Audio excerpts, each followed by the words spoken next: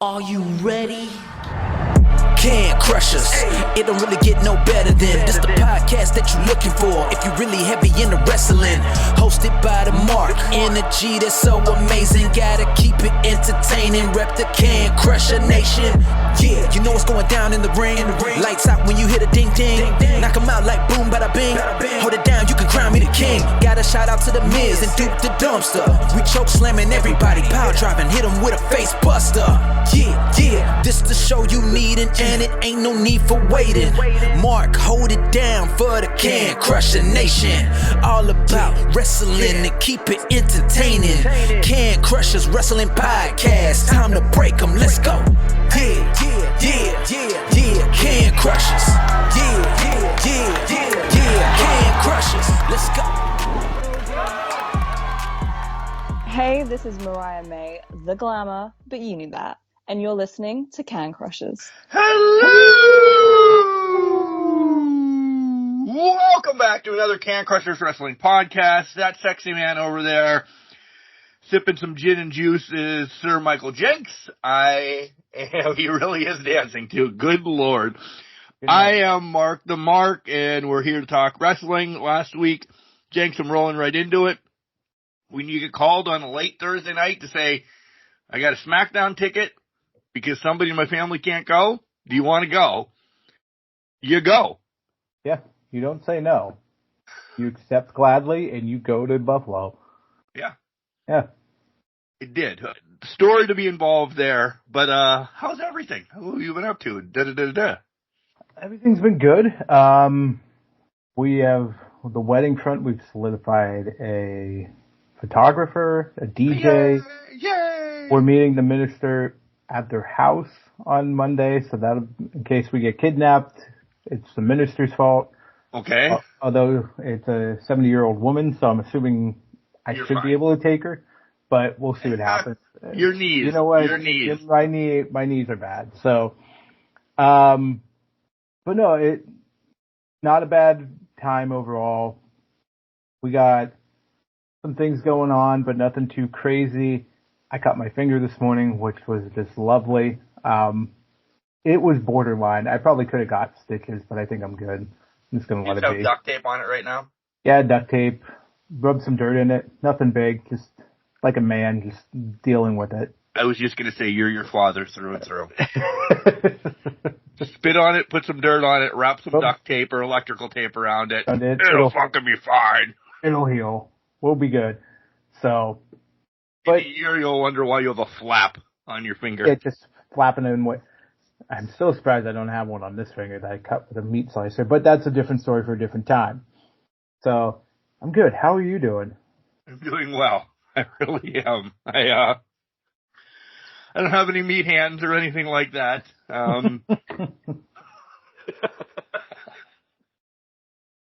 Hey, before we get going, I do want to tell everybody the return of the Spotlight happens this coming Wednesday. Woo! About time. Get my head out of my ass. And I won't tell you where, but we're international. Pretty freaking international. And let's just say, it's not just across the border. It's no. So, stay tuned for that on Wednesday. I will not let anybody know who it is. It's pretty awesome. She was amazing.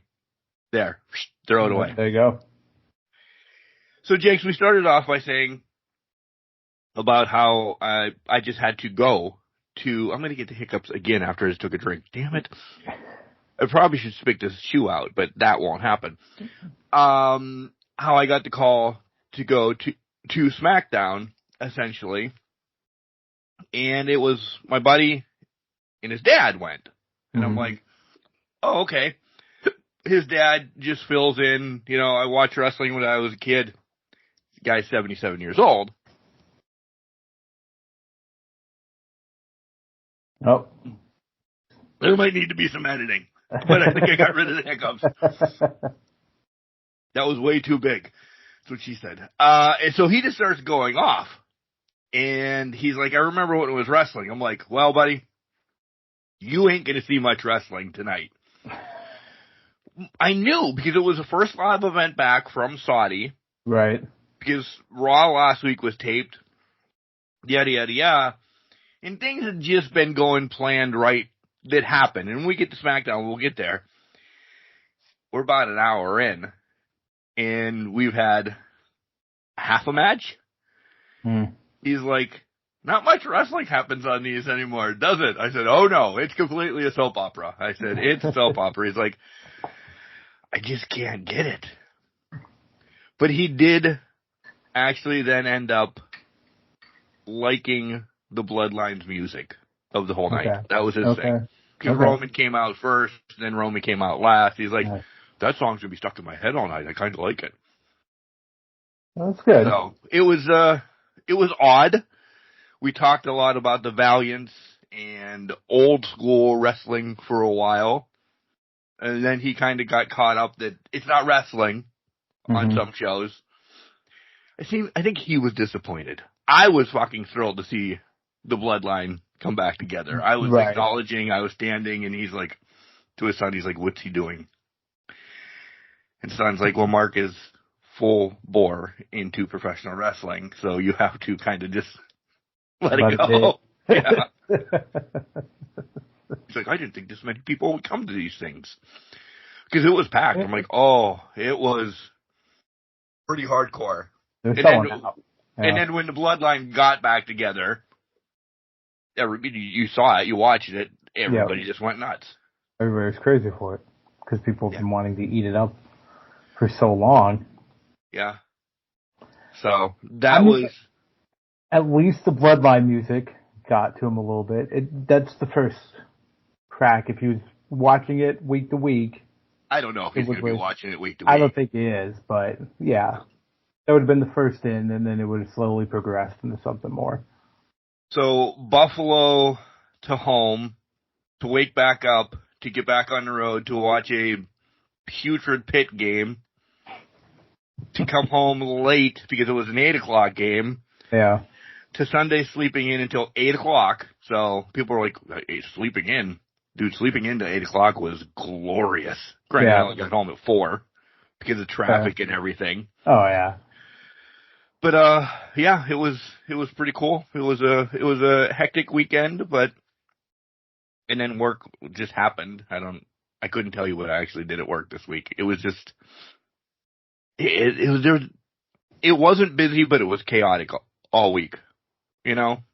That makes sense because it's always like some random shit pops up and then you have to put that out and then you take a break and then there's something else that pops up. Yeah, I get that. So, otherwise, yeah, like I said, my big thing is I was excited to get an interview, get back on that horse, and I went hunting a little bit. And I've made the decision next weekend. I'm changing the living room around, and there's going to be, I'm pulling the trigger. There's going to be the 2 big TVs in there, one for video games, one for that. Yep, everything's just going to change around, and yeah, we're ready to go. I sat on it for like 3 weeks to wonder, but more and more, and I'm like, okay. And the video game is getting the new TV. Oh, 100%, it should. Gotta get the right graphics and everything, yeah. Without a doubt. So, haven't looked at the TV yet, but that'll be just go over to the TV store, essentially, and like, yep, that's the one I want. Yeah. Give me that, get it off the shelf. Yeah. I'll tell you what, they're not, I think they're Walmart brand, but the ones that they're selling now for 85 inches that are like $400, I'm like, oh my God, you'd never be able to find that 10 years ago, let it go 5 years ago for that price. No, and it's, what is it, the Obi brand or something like that? Yeah, Oni or whatever, yeah. Although Vizio for 75 is only like $100 more. Right. So. We'll play it out. We'll see which one. Listen, you're in Erie where you probably are stocked all the time. There might be times that we don't get Vizio down here. That's fair. We only get it because I'm not going to have it shipped to store. I'm going to go over said day and just like, thank you. That one, yep.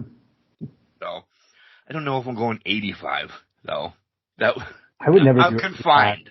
I'm too confined to have an 85. Like, I would be on top of it, and that wouldn't work.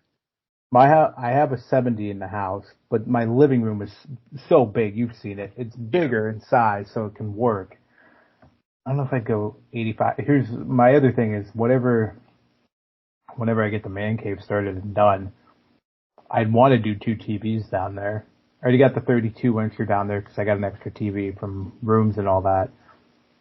It would be probably, I think, the living room one would migrate down, and then I just have that one down there, and then we'd have to find one for the living room itself. So, but I don't know. I don't know what I would do. You could pull an 85 off in your living room. I know I could, but that'd be too tempting to just put it downstairs then. Oh, I know. I get it. The other flip side is I have a projector, so I just put a projector screen and run that for games and all that stuff. I've thought about that, but then that's, again, too big for here, because a projector, you can get them for nothing anymore. Yeah. Do you know what I did buy this week? Well, last week, and it came this week, Jenks, and I know you've seen them on TikTok. What? Those humidifier diffusers that you can put the scents in. It makes your whole house smell amazing. Yes, I've seen those. I am now buying stock in essential oils. No, okay, why? Because I have so many flavors. I have Grandma's Kitchen, I have Woods, I have the ones that the package that it comes with that you can mix it and do all this. Ready? I also ordered a Christmas edition with candy cane and not mint julep, but like all the Christmassy smells. Yeah. I'm on board with this. I'm on board with the scent thingy, and I'm on board with Christmas. That's fair. Are you going to put up a tree? I am. All right. Very nice.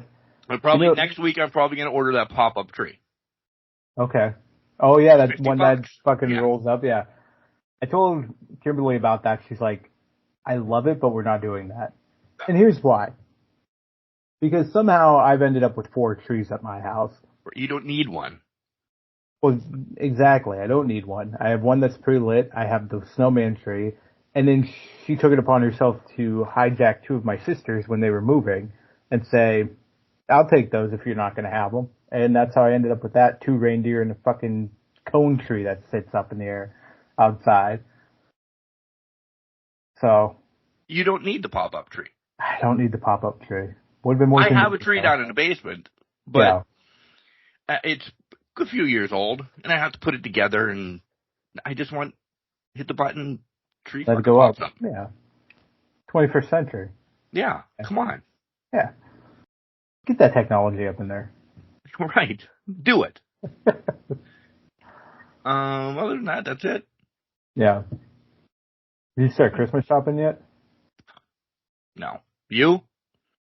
I did, because I saw one thing that just popped up all over my TikTok feed, and I found it on Amazon, and I bought it for my 2 cousins because I'm like, well, they like to go hunting, so I think they'll enjoy this. Have you seen the revolver mugs? No. Give me a second. Hold on. They came already, apparently. So as Jenks digs through the revolver mug Christmas present gift thing, hopefully they're not listening to know that they're getting this. Okay. They don't listen. They don't know that they're getting this. No, they don't know they're getting these. They're the 2 people in the world that don't listen. So thanks, guys. They got families. So it's got a hand. Oh, that's awesome. And the barrel rotates, so when you're drinking your coffee, you just play with the barrel. You have a fidget spinner built in. Listen, I'm not Hunter, unless it's Hunter Call of the Wild. I'm not Hunter, I'm not gun guy or anything, but just to have that. Yeah. I mean, cool. I'm like, they're going to love that. And honestly, I think it's kind of cool. I have guns they're at my mom's house still because they were technically my dad's. So they're technically mine, but I don't go hunting anymore and all that stuff. So really they're just collecting. But I saw that and I'm like, oh man, those 2 would love the shit out of this. So they're big hunters and that. So yeah, it's a good time. But yeah, so that's the only Christmas shopping I've done so far. So You know, Check whatever. them off the list. They were good. Done. Cool. They were good. Yeah, revolver mugs. As you guys are listening to this, we are preparing to probably watch the Jake Paul and Tyson fight. It won't be covered on here. We'll talk about maybe a little bit of a snippet, but it hasn't even started yet as we're recording. But Jenks, are you watching this tonight? Are you going to dabble a little bit? There is. I'm thinking about it for sure, just to kind of see what happens. I don't want to commit to it because I don't want to commit to a full fight between Tyson and Jake Paul. I just want Tyson to drop Jake Paul and then we're done in the first round. But that's probably not going to happen. What about you? Not you for full me. Oh, in? yeah, I'm full in. I really am. I edit this during that and, probably mess something up. But, yeah, I want to see the horribleness maybe that it could be. Yeah. I think the fights prior to it are going to be good because there's legit people in it. Nothing against Tyson. He's, 57, 58 years old. Still looks, he would kill me. He would drop me in like a hat. Jake Paul would also kill me too. He is a big son of a bitch, but he's not Tyson. He's not, and that's what scares me though, because we have put Tyson on this upper echelon. We remember he's 57, but we don't remember he's 57. And then we have Jake Paul, who's young, built like a fucking truck, walking in there cocky as all shit. I don't know. I just don't know. I think Tyson slapped him yesterday. He did. Or on Thursday night, for you guys listening and after this releases, slapped him Thursday night to get in his head. Because Tyson knows he's got to play the mind games to win it. I think it comes down to a split. My honest opinion, it comes down to split decision, and Jake wins because of something. Because I only realized it was on Netflix Live, so it's essentially free. I mean, if you have everybody in the world has Netflix now, and I'm like, why isn't this? Because people were talking about, hey, do you want to come over for the fight? Da da da da da. And I'm like, I'm not throwing any money into this. Right. But then once I saw that it was on Netflix and everybody has Netflix, I'm like, now I'll watch it. Because it's available. You might as well. Right. The plus side is Morrow's calling it. So yeah, that'll be fun. That'll be fun. That'll be a good call. So hot takes on professional wrestling? I wouldn't say hot takes, but Speedball done with TNA. Seems like everything's wrapped up with that. Which I guess kind of thought about, didn't think about, or thought was going to happen sooner rather than later and all that. But once he dropped it to Moose, the X Division title to Moose, so it was kind of like, okay, something really had to be weird there. But thoughts, I wonder if he's going to Japan or if he makes his way to AEW. I mean, there's a few feuds in AEW I think he could kind of, kick around. I thought Speedball was perfect, though. TNA all the time type of guy that he just stuck and stayed there, but I guess we'll have to see. Did you see the news, and I know we haven't really covered this yet, that Vince McMahon has something coming in January? I did see the news. I'm half intrigued, half curious, I guess. Intrigued, mortified, and how bad is this shit show going to be? An entertainment something or other. Yeah. So, on the side note, and I don't know how much the Vince McMahon thing is locked and loaded. Something is coming in January with him because his time from TKO or his 90-day grace period essentially is over. He can do what he wants to now. Right. Hours prior to recording, I saw something that Triple H's contract is up soon, though, too. I've heard that, too. I can't imagine he goes.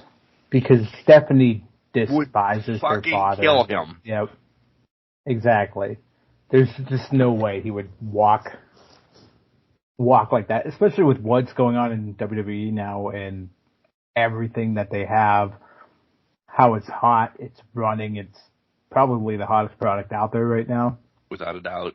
He's not walking away from that. No, he'll get re-signed.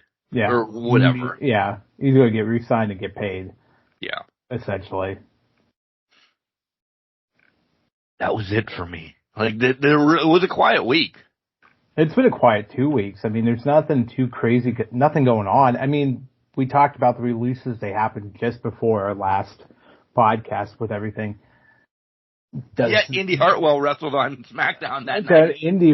Indy pulling a Rick Rude without going to another company, basically. Gets let go and still wrestles. But I'm intrigued where everything is going, but I'm also intrigued with Baron Corbin, how he goes forward. Is he one of the first people that signs with Vince? Possibly. I mean, if the entertainment company is what we think it is, Baron's not going to be, that would be about 90 days, roughly. Yeah. I mean, it's not a big signing, but it is a signing you could do. He's got some noteworthy around him. Wrestling fans know him. Wrestling fans know him. They would appreciate him and appreciate him coming over to it. So it could happen. Could they be a potential right off the gate? If they have the names, do you think there could be a potential right off the gate to do harm to AEW or WWE? Well, here's the thing. That is a loaded question in the sense of curiosity is going to kill the cat. You and I, if they get a TV deal, we're watching it. We're going to watch the first episode, see what the fuck's going on. If it's decent, okay, we'll watch the second. I think it's after that initial 3-4 weeks, do they actually sustain the audience or do they plummet down in the ratings? Because remember, us as wrestling fans, when Vince had in 2021 and that little bit in 2022, we absolutely hated the product that was being put out. There was a few bright spots, there's talented wrestlers, but there was nothing consistently good about it. And now we have refined storylines, things are carrying forward, it's amazing, it's great. But back then it was rough. Yep. And I fail to see how it's not rough when Vince McMahon has his hands in it. Just saying, Vince has deep pockets. He's got great rapport with Fox that has nothing now. Yeah. Monday nights, they're going to have nothing on USA. There could be a deal quicker than we think. I think so, but I think it would be with Fox more than anything. I mean, USA, there's still got to be a contract with SmackDown. Yep. Until that runs out. Exactly. And then, but that's the thing, yeah. Until that runs out, when it runs out, there could be a play there, but you have to survive the contract. In the contract, I believe, just renewed, or they've refigured it so that SmackDown could come to USA, and they could take Raw to Netflix. Yeah. So until that point, no. You got Fox. You got Fox, and you got nothing else. We'll see. We're going to have to see. But I would imagine, just because he's Vince McMahon, he wants to. Oh, that's 100% the reasoning that this is happening. Yeah. The thought process is I'm Vince McMahon. I'm the brand. You will watch because I'm part of it. Because that's been his ego for 20 plus years. Since Austin left full-time wrestling, that has been his thought process. You're watching this because I am here. Yep. Perfectly said. Perfectly said. Not anybody else. Not anybody else. Doesn't matter. The talent we had in the 2000s through the half of the 2010s. It's because I'm here. It's because I'm here. And I'm doing this. Yeah, I agree. Do you want to cover wrestling? We probably should. I mean, we Some do of the have a wrestling podcast. Do you want to pay the bills? Yeah, let's pay the bills. Let's see if I remember how to do this. Okay. Alright, Collar and Elbow. Hat, hoodies, tees, all the cool things that Al Snow and the Hooligans have down at Collar and Elbow. Go check them out. I did get an email that new shirts are coming soon, so make sure you watch out for some new designs there. Jenks, they can save some money somehow if they do something. Yeah, if you remember our podcast name, Can Crushers, you'll save 10% on the site, put it in there, and get that discount, baby. So then from there, you could also go to www.shop.com. We have an affiliate code with them. It's going to be in our show notes. Go ahead and click the link. No discounts per se. There could be one or two, but you're just helping out the podcast if you go ahead and click that link down below. Also, you can go over to CrowdMade. There's a link in the description. We never say this, by the way. The link is always in the description for all of these. That's fair. Okay. It is, yeah. But if you go to CrowdMade, we have some shirts over at CrowdMade if you want to rep your Can Crusher gear and say, man, I really love these two idiots.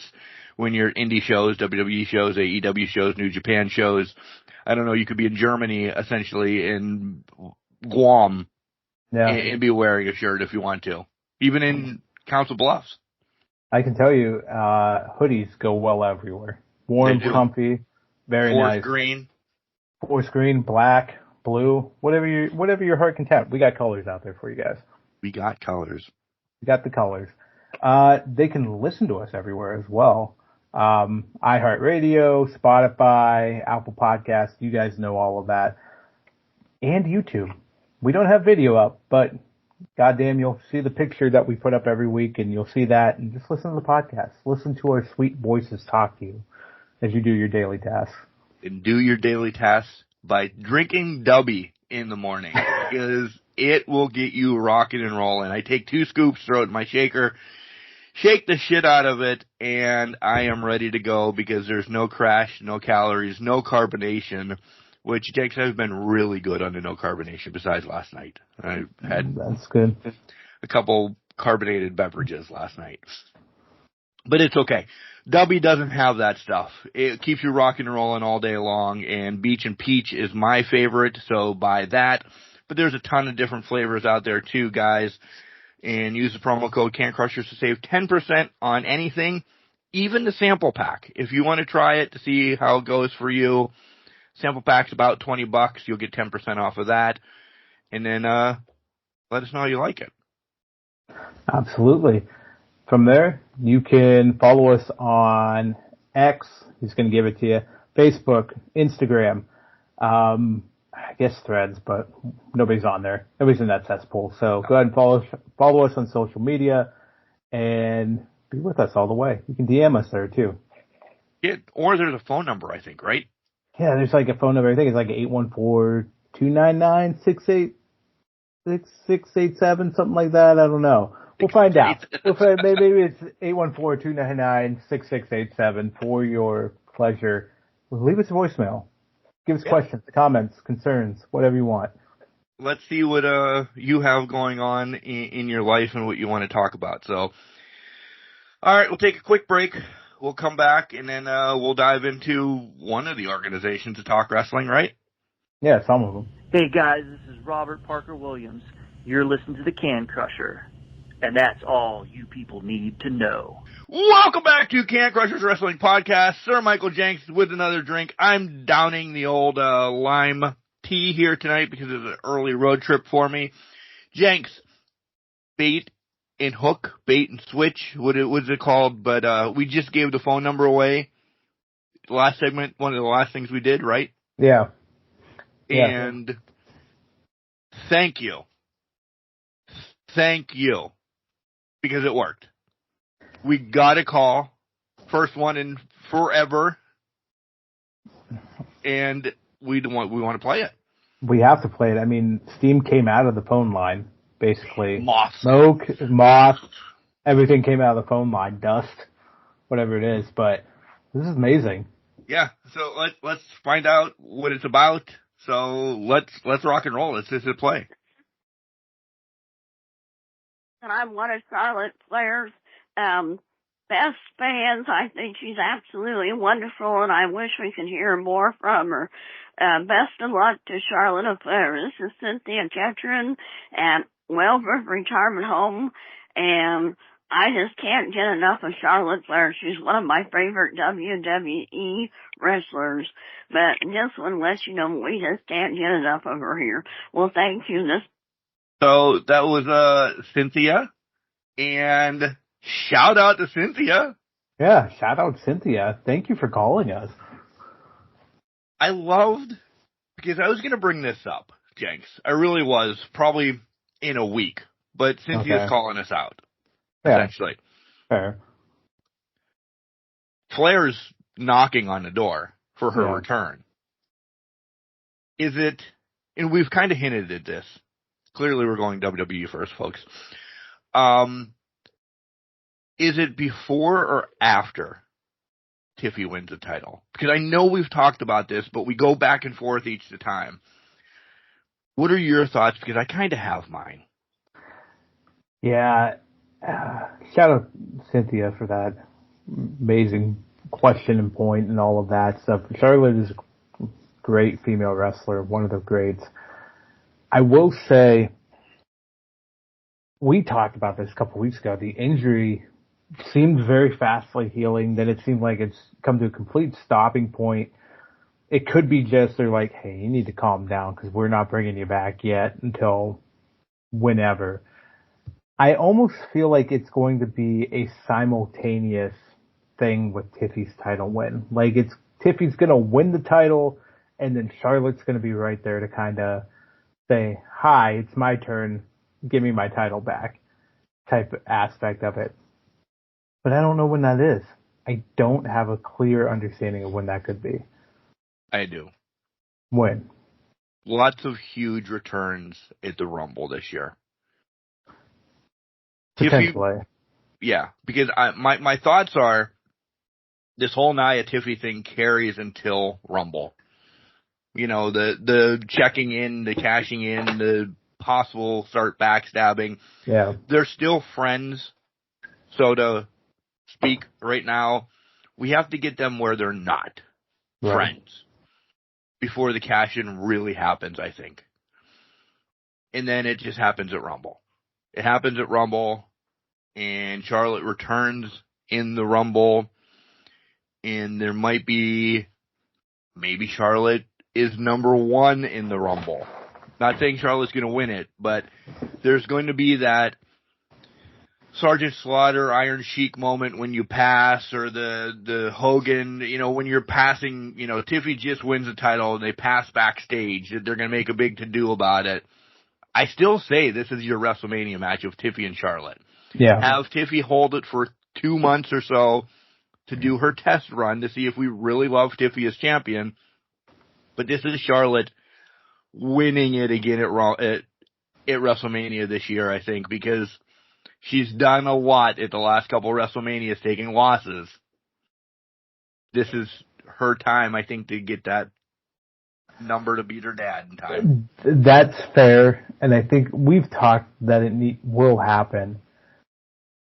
Sometimes though, I sit back and think, maybe she doesn't want that number. Maybe she has the control to say, I'm just going to put these ladies over at WrestleMania. Because my name carries so much stock that I could lose. I've lost so many straight WrestleManias that now nobody cares. She's got her own streak going. Upset. She has her own streak. I have so many titles. I'm legitimate. I can knock down the door and be a legitimate threat just walking through a curtain. And it could just be Tiffy's time. And Charlotte's just another notch on the belt at that point. That's what I'm hoping for. But Yeah. in my wrestling mind, I'm like, Charlotte, I do think needs one more. Not needs it, deserves. I think they're going to give Charlotte the record. I've always thought that, especially when it got close, because now it's generational family names and talent. Yeah. Ric Flair had the most world championships in his generation. Actually, probably for 2 generations. Many generations. Now Charlotte has come to the forefront, and she's won more titles than him. from the women's aspect of it. It's the parity on the men's and women's side, but it's the generational play here. I think it's going to happen sooner rather than later because I think Charlotte's on her way to saying, okay, guys, it's been fun. I did this. I honored my brother, honored my family legacy. Now it's time to move on. Yeah, I agreed. I like that. Another surprise, which is being linked to something bigger maybe than Royal Rumble this year, is Netflix first. Right. Did you see the news that Bex is being talked about again? Bex is always being talked about. I know, but I'm saying the return. I get it. But to me, I can't. She's saying she's not, but Bex could be there. I mean, it's a big year, big Netflix deal, big WrestleMania, big Rumble. Bex is a big name. And it would have been only, 6 months since she's been out of the game? Right. I personally am not going to buy into the Bex until Bex walks through the curtain and say, I'm here, you're fucked, here I am. Yeah, that changes the landscape of the whole women's division. Of everything, yeah. 100%. So whoever has the title is SOL right off the bat. Yeah, it's looking like it's Liv. I can't see Liv. I can't see Io beating Liv. I think Io is just a notch on her belt. And if it's Liv, that brings a whole new aspect to it with Beck saying, okay, you beat me for the title. I want my shot back at Rumble. Yep. And Liv's focused so much on Dirty Dom and Rhea and Judgment Day that Becky Lynch walking right back through is going to throw everything. Punches it in her face, takes the title, and here we go. Here we go again. We didn't, because we had an off week last week, so we didn't cover Crown Jewel, Jenks. Our picks were horrible, so we don't need to go over them verbatim. What did you pull out of Crown Jewel that you thought, or did you even think, I will say I didn't think, Surprised, obviously. I would say I'm surprised at both Crown Jewel winners from that aspect. Liv, not as much as Cody being Gunther, because I thought they would build Gunther's stock with a Cody loss, but Cody Rhodes is the face of the company, so they have to put the first Crown Jewel championship on him. It's the only thing that makes sense for him.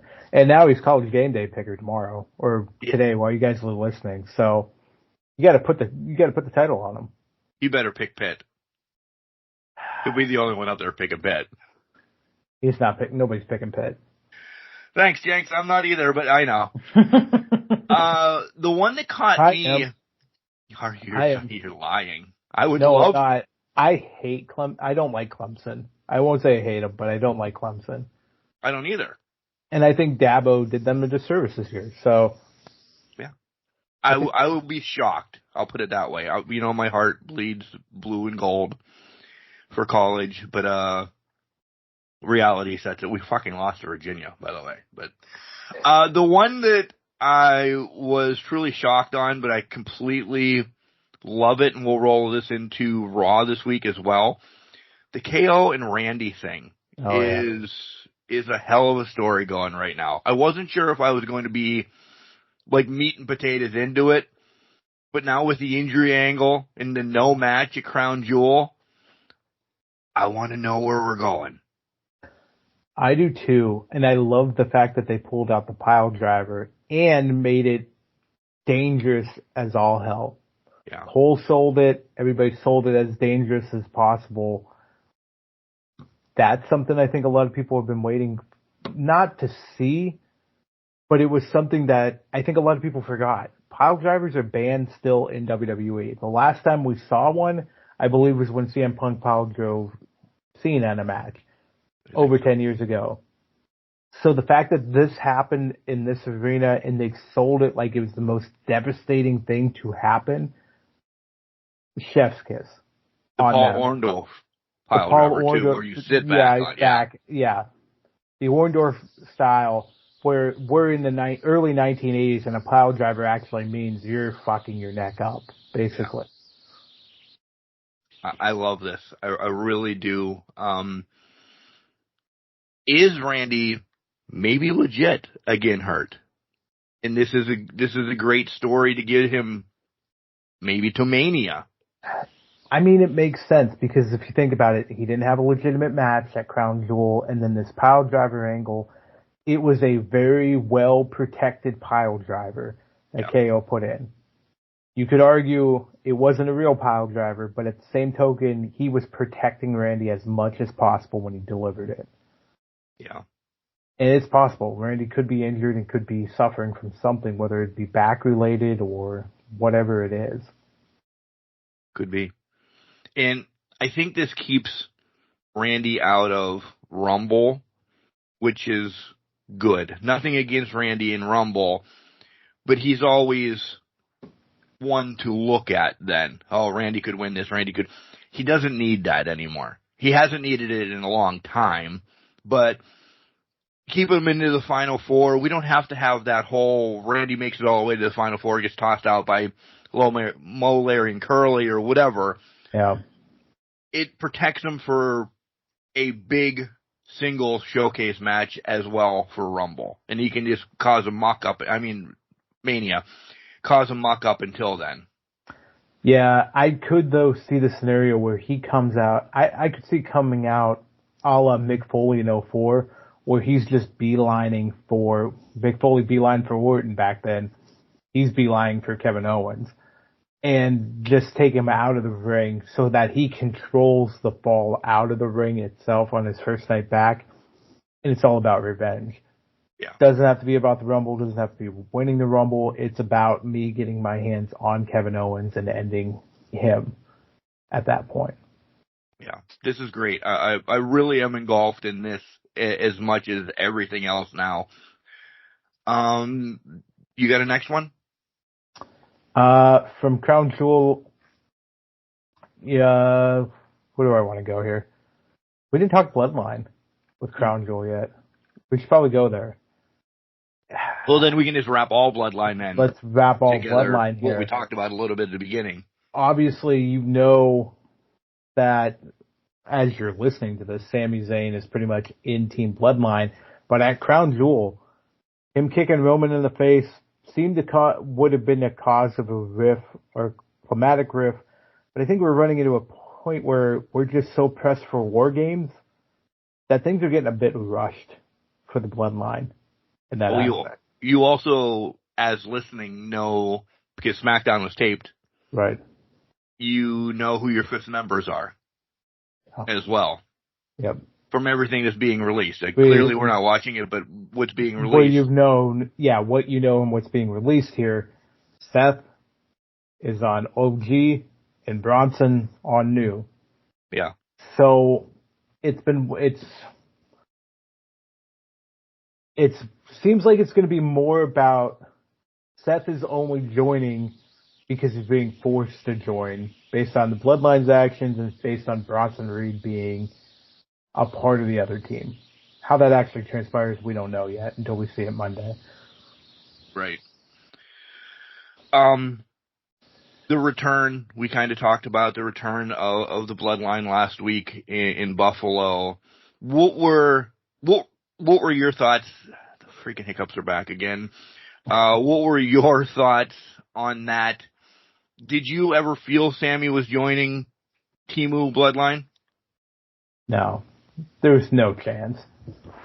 Yeah, they hinted at it, I guess, but I think at the same token, you had to play the whole, well, if you're not going to apologize to me, I'm going to walk away type angle of the family drama had to happen, right?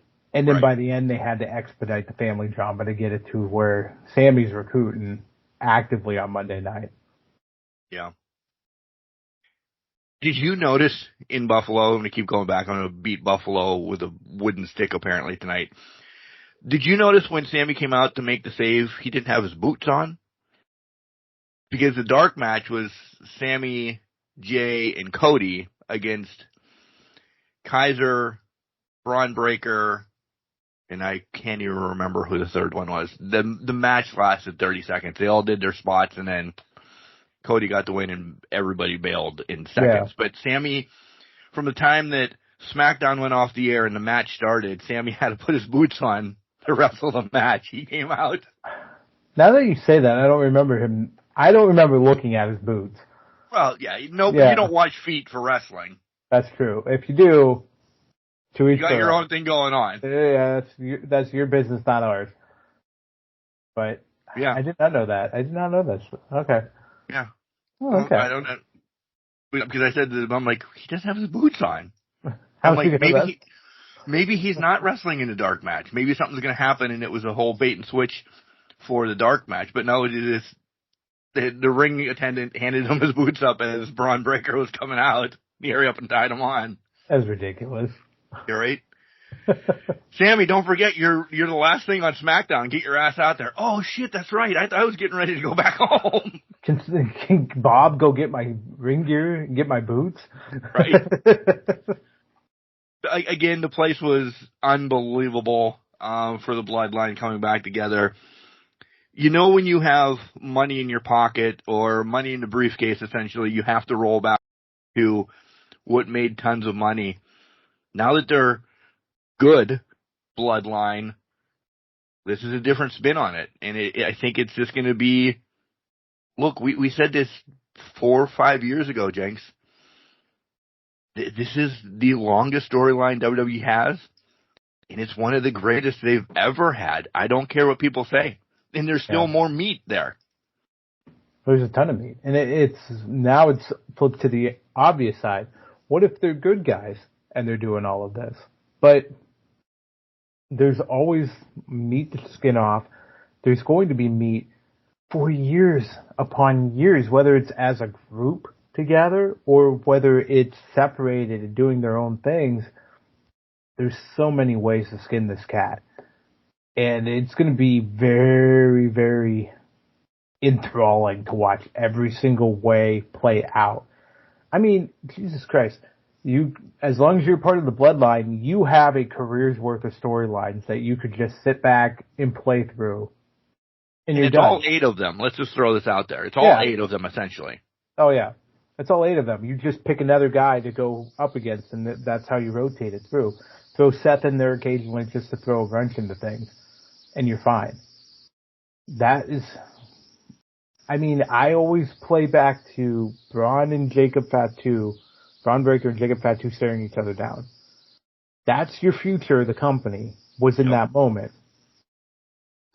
Jacob Fatu and everybody involved in that storyline will cross paths before Jacob Fatu and Braun fight for a title in 3 years. Yeah. And that's probably soon. 3 years is probably soon. Sooner than you think, yeah. Yeah. Let's stick and stay with the Seth thing. Bronson, I think, is there because Seth does have ties with all of them, essentially. Where are we going? I mean, not our predictions, because those are in a couple weeks, but do we see the Bloodline getting the win now? Do we see Seth bailing and causing something on Roman? Like, there's so many scenarios that Seth's thrown into this that we thought, well, maybe he's going to get back to Cody one more time. He's going to beg Cody for one more match because they just had the tag match. That's where my mind was, that Cody was going to be involved. And then just somebody for the other side. We always thought Hikuleo would be there by now, essentially. We don't know what's going on with that. But Seth is just a different mix now, because it's Shield Bloodline to me. Yeah, right. I worry that they're going to add too much to Roman a little bit. I think they're going to play a little bit on that more human side of Roman than they have with the whole tribal chief holier than thou scenario that they put out there. I worry because they're going to force a Shield spot in the middle of this War Games match with the triple powerbomb. Who's the third one doing it? It's going to be Jay. Yeah. It has to be Jay. That's who I thought right off the bat. Yeah.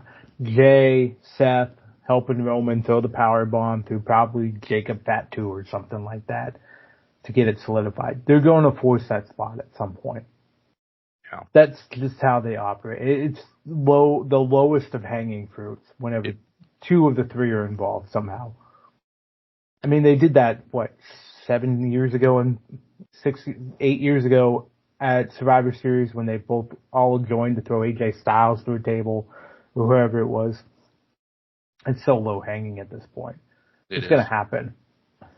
I don't see Seth turning on Roman, but I don't see him wanting to help him unless it's like out of necessity. They're losing the match or something, yeah. Yeah, they're losing the match. I don't expect Seth to be in that shark cage very long. I think Seth's starting this match. I think Seth starts. He will, for no reason, stay in that cage with Roman. No, Roman's last out. Roman's last out, but my thing is Seth and Roman are not staying in the cage any period of time together versus they're the last two to enter the match. Right. I get it. But I don't know if Bronson starts. I don't know. This is not being mean. I don't know if Bronson can go a whole War Games match. Yeah. Prove me wrong.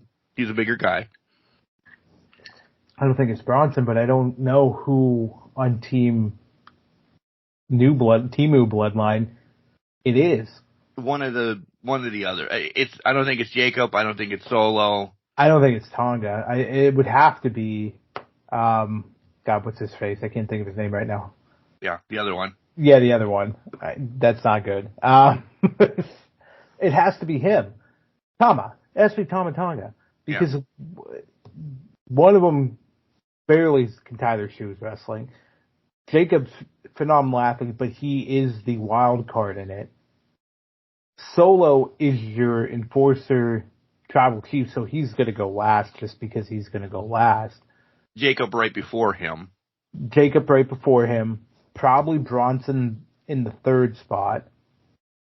Then you have the former tag team champions going. Yeah. They go 1 and 2. 1 and 2. Absolutely. Yeah. How excited, because I didn't get to see, nor did I watch the TikTok or the Instagram or whatever, the thread essentially came out of what was being said about the U.S. Women's Champion. First and foremost, I'm thrilled that it's here.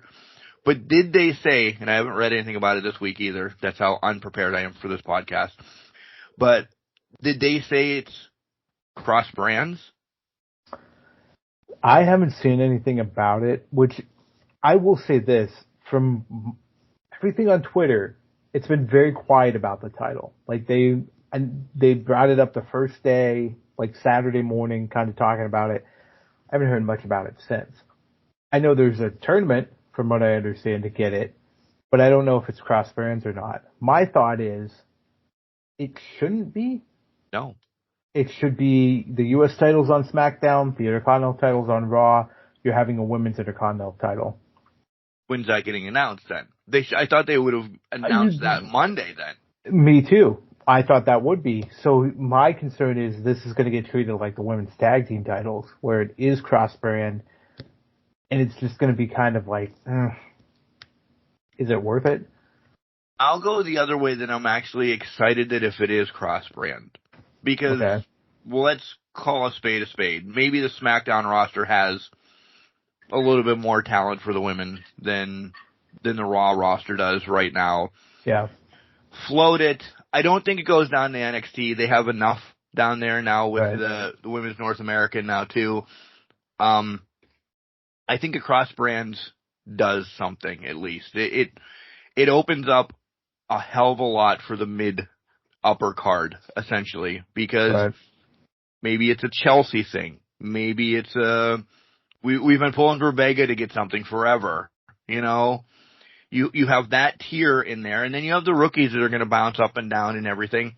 I think it's good if it's cross brands.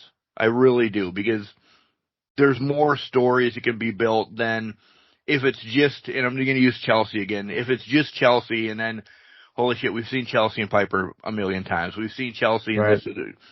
It needs to, and I know the draft is coming sooner than everybody thinks. I think it's coming sooner than everybody thinks. I think it has to. It has to for Netflix. Yeah. So weaving it in between is good, and it's about time because we've been begging for a secondary title for the women besides the tag teams forever. They've ruined the tag team. You can't ruin a singles title, can you? Well, who thought you could ruin a tag team? But, I mean, WWE has proved that time and time again.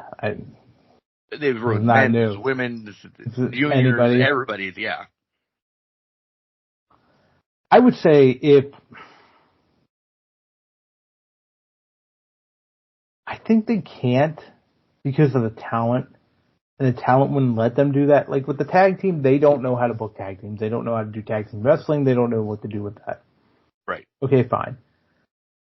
But when I talk about a singles championship, they do singles pretty well. So you can have single rivalries with women, developing it out, dragging it out. But I think they have to turn it into something that's a prize and has prestige around it. I'm sorry, but the best thing AEW did for the Continental title was put it in the Continental Classic and let that happen for 3-4 weeks. Yeah. And let it play out. I think WWE should probably do this with the Women's Championship just to see the Women's U.S. title, just to see if it works for their brand, their product, and that. Because it builds prestige, it puts it cross brands. You could do almost like a round robin tournament on both brands, generate it up for 4 weeks, and then have them collide on the Netflix Raw special on Raw. It'll be perfect. It will be. And they should do that whole Continental Classic essentially like they did. Yeah, for this. 10 women, you fight who's on your brand, get through them all, get your points. Whoever's there at the end is there at the end. Yep. There's enough. There's plenty of talent there to make that happen. And I will be sure. This is going to sound mean. I hope it's nobody that's in the upper card. No disrespect, we love Bailey. We love, they're the ones that we love. They shouldn't be around it. This should be your Chelseas. This should be your Pipers. This should be your Vegas. This should be, those to say, we're respecting what they're doing too. And do you put it on those more veteran ladies, or do you put it on a more recent edition like a Lyra? Do you build her stock up, giving her the first reign with it? Or do you give it to Chelsea's who have literally broken bone,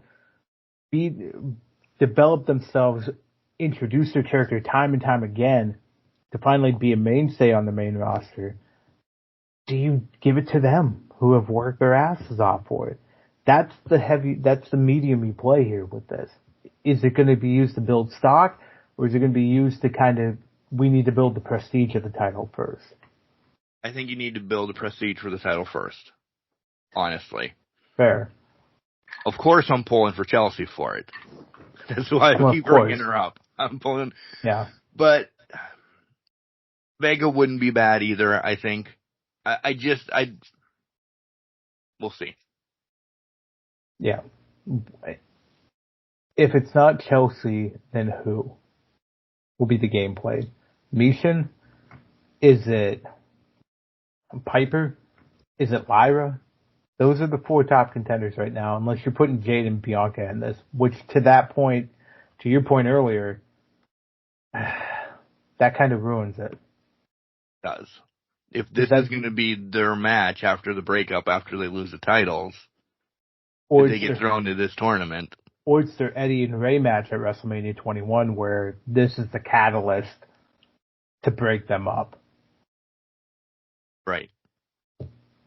I'm glad you brought them up, because I know I'm going back to back now, but are we just getting, this is mean, because they're both talented, yada, yada, yada, but are we just getting sick of this? Of them? And it's coming out wrong, but it's just, listen, drop the titles and start this feud already. From Coach to a million other people that are backstage, everybody knows they don't like each other. Yeah. Stop. Yeah. You can tell in ring that they don't really have chemistry. No. Yeah, you sit there and objectively observe it. They have plans, and they're going to make these plans happen. And I think that's why they're pushing so hard for this to happen and for it to stay together for as long as possible. But to your point, the house of cards will tumble down at some point. You can only go so far in a business relationship. If it does not work, it will tear down and set ablaze the house of cards. Yeah. Be smart about this. But they needed to get to WrestleMania because that's what they built it up to be. I know. And that's, for this story, that's long. Well, and I think they were basically trying to bank on that, hey, they can coexist for a year or whatever, how long it's been. But roughly. Sometimes that's just not the case. Yeah. I went back to back. Do you have anything?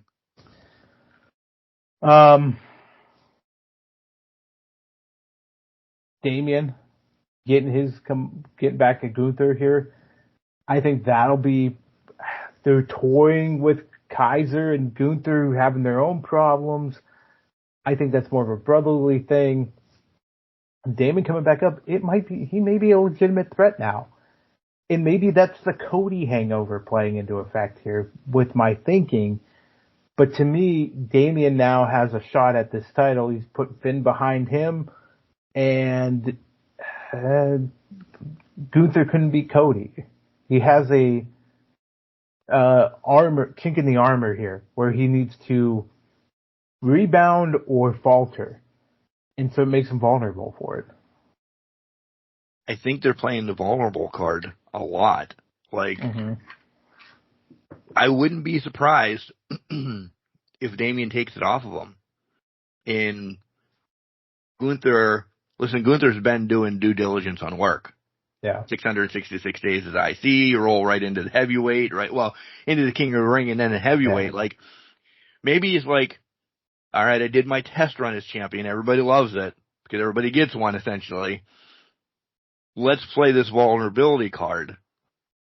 I can take off a little bit to go do work because I did 666 days as IC. I never had a break. Right. I've always been.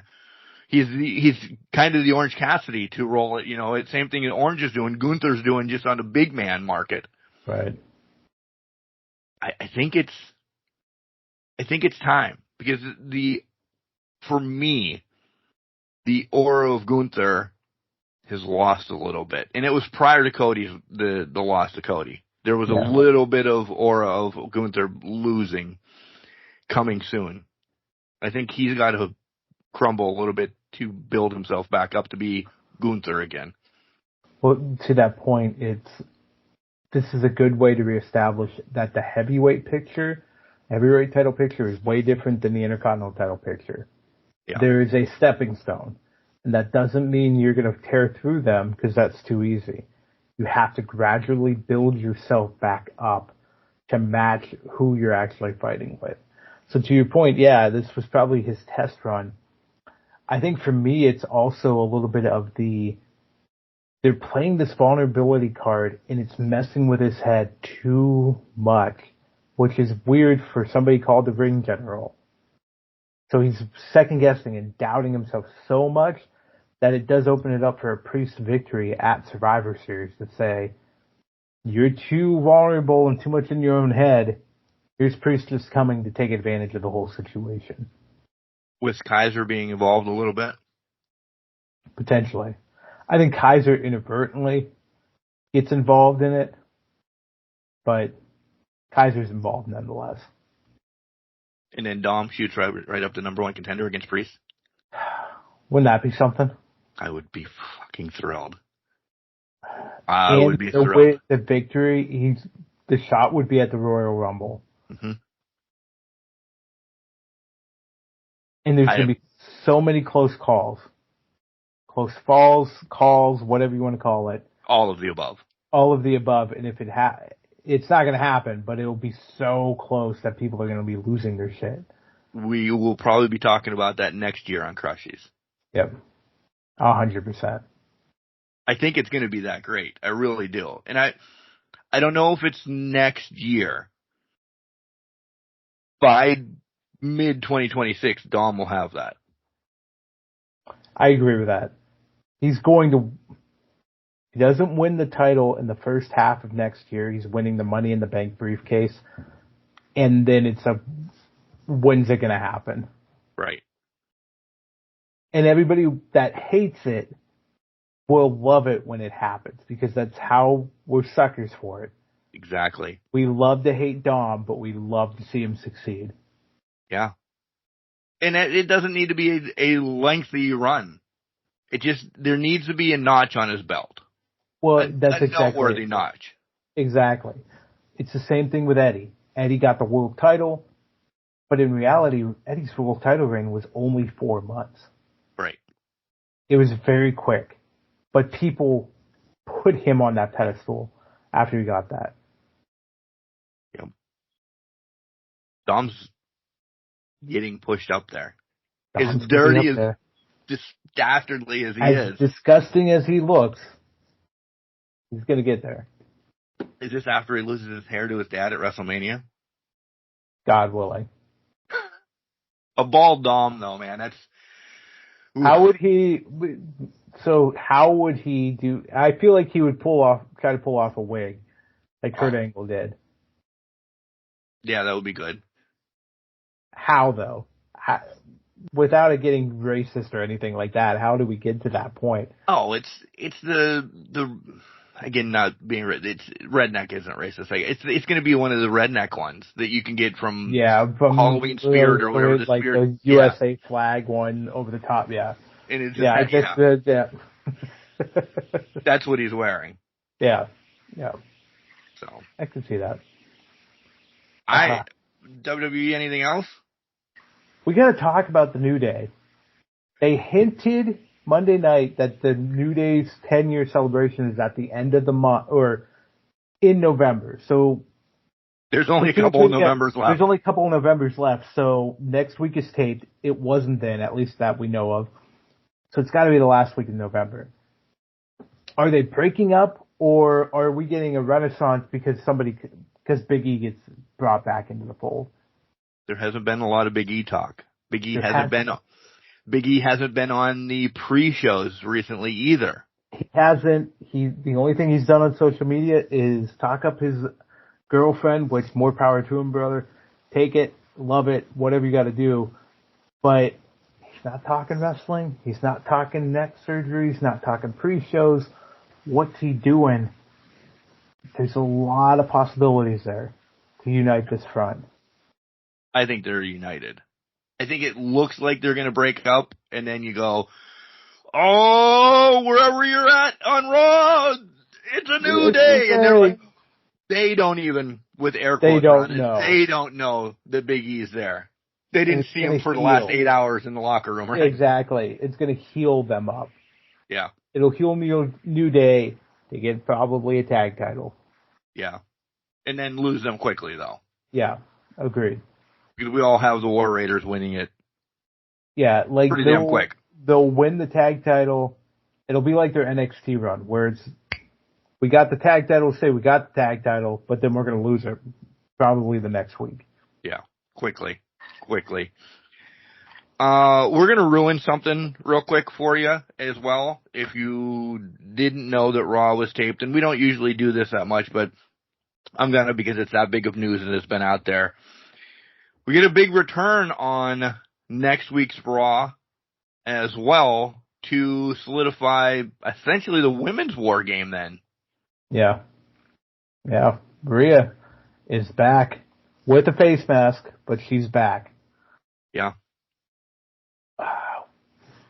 Not surprised by that.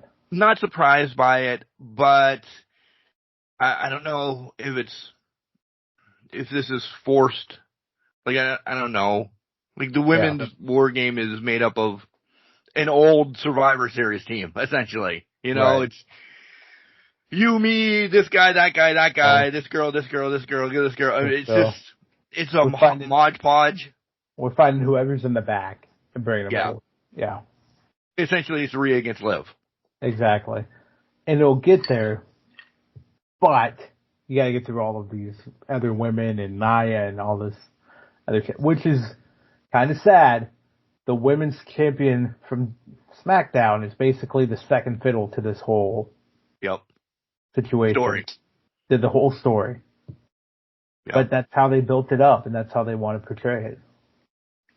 Another return that did happen last week, by the way. And I forgot, maybe Dakota Kai sniffs this U.S. championship, too. She could. She came back after an injury after 3 months. It's potentially, depending on how they do this tournament and whatnot, I think Dakota has to get a good run in it. I think she does, too. Even if it's to the semifinals or whatever, that's still a very good run to reestablish yourself in the women's division. I guess my favorite would be Chelsea Dakota in the finals, because I would be happy with either one of them winning. Yeah. I would agree with that, because I think it's a win-win scenario at that point. There's nothing else that can happen, can be done. We both love Chelsea. We both love Dakota. We know from the Can Crushers' perspective, it's a win-win scenario. Yeah. Both can carry it. Look what Dakota did. I mean, I still hate to say this. Her main roster run has not been extravagant whatsoever due to injuries. You know, sniff a tag title here, but it wasn't anything great. Injuries bit her in the ass. What she did in NXT, she can do that up here. Chelsea, you just know across the board what she's done, so that's why I'm not mentioning her again. Well, right, and also say to Dakota, injuries bit her in the ass in NXT too. And then she came back, reestablished herself as the heel, and it catapulted her forward. Unfortunately, she's just got to overcome what these injuries have done to her. And once she does that, and when she can get past it, there's no stopping her whatsoever. No. And I think I think it needs to go back to the tag team of Kairi Sane and Io. What are they called? The Pirates? Pirates of the Sky or whatever. Pirates or something. Yeah. I think Damage Control has completely lost its luster whatsoever.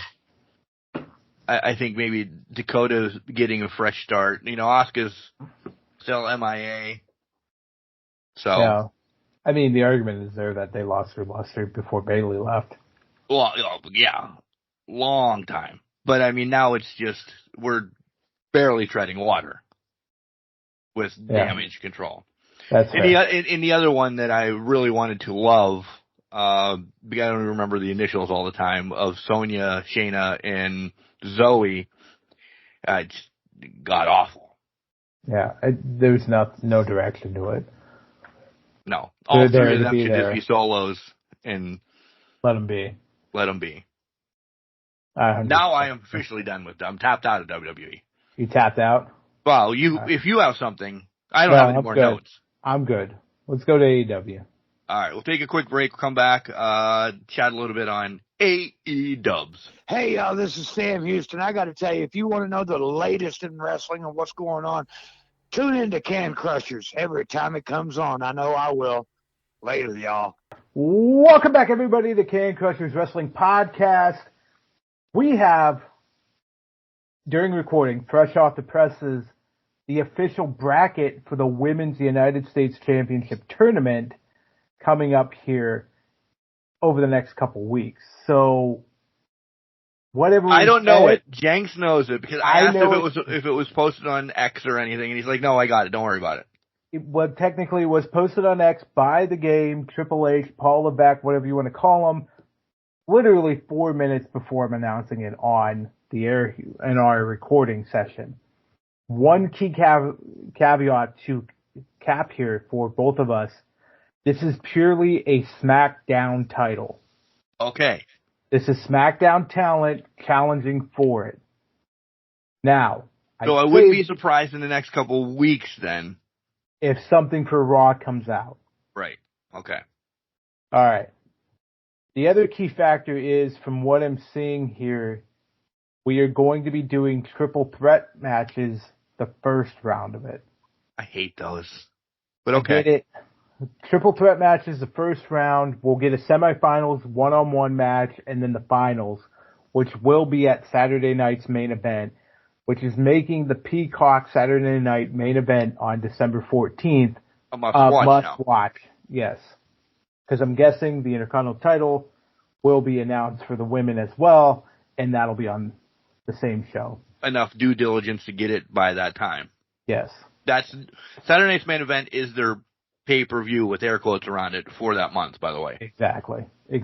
And I think they already have one scheduled for January as well, from what I heard. Yeah, it's called Netflix. Well, no, it was called Saturday Night Main Event, too. Yeah, I know. But I get what your joke is. All right, you ready for this? I am, because I'm bated breath right now to see who our picked winner is. All right. So, the first triple threat match will be Bayley, Candice LeRae, B-Fab. Okay. Bayley's in it, and I know last segment we talked about we don't want her to win it because it's not.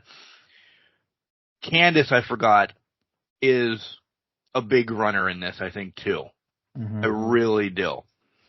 So, all right, I like that match. I really do. I think B-Fab is the sacrificial lamb, essentially, in this. I'm going to give it to Candice. I think so, too. Candice beat Bayley. She's won the Speed title. I think they use this to get her over. Okay, next matchup. Bianca Belair, Chelsea Green, Blair Davenport.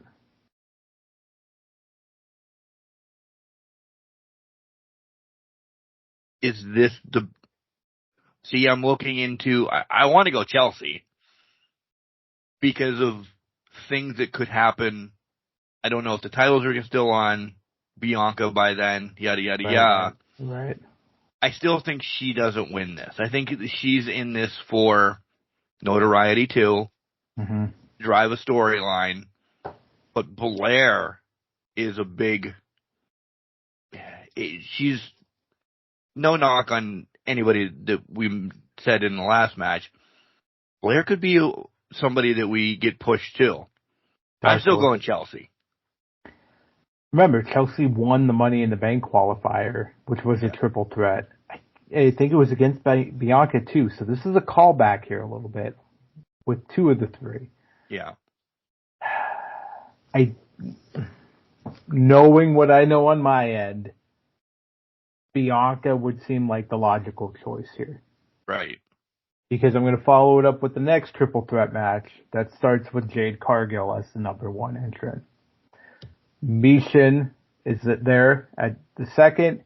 Piper is involved in this triple threat match. This just has Jade all over it. This has Jade all over it, but I think this is the best triple threat match we have coming out of the first round. Yeah. Knowing this. To me, it's just, this smells Bianca Jade at Saturday night's main event right now. Yeah. Damn it. The fourth triple threat match of this, Naomi, Tiffany Stratton, Elektra Lopez. You carry Naomi over. Tiffy still has Money in the Bank at this point. Yep. She's not having both. I don't care. As much as I would say I want Tiffy to win. I think Naomi is she's the veteran there to get carried over into the second round because I didn't have Bianca moving on. Yeah. But because I'm still keeping my hopes up. Yeah, I think Naomi wins that. I do. Because then it would be Naomi Jade who are friendish. Yeah. And you're going to see what Jade does to Naomi to get to Bianca and then what she's going to do. There's the whole storyline in the U.S. title. Yep. So Jade's going to be your first? Jade seems like she's going to be the first Women's United States champion. All TBS champion. Yep. I don't like it. Well, that's the tournament, so We'll break it down as it happens, but that's essentially... that's what it is. If it ends up Chelsea and Candice, I think that could be a great wrestling match. Like, if they would let those two wrestle in the second round, but knowing that Bianca's in there, separate sides of the bracket, Right. Naomi's down on the other end, they're friends, what Jade can do. This title's built for Jade. Jade's going to become the heel of this whole thing. Oh, without a doubt. Yeah. Without a doubt. Now, by, would you say December 16th? I think, 16th, 14th, something like that. 14th, whatever. December, yeah. They lose titles by then? Quite possibly, yeah. I could see that. Against whom, we don't know, because it's just... But to that point, though, they could be expediting the Rey Mysterio Eddie storyline. I'm still leaning on that they're going to be tag champions the first time they meet. It's going to be, one's going to win, but the other's going to be jealous. If we're talking Bianca being heel, or not Bianca, but Jade being heel, wouldn't that lend itself to Bianca becoming the first champion? Mm-hmm.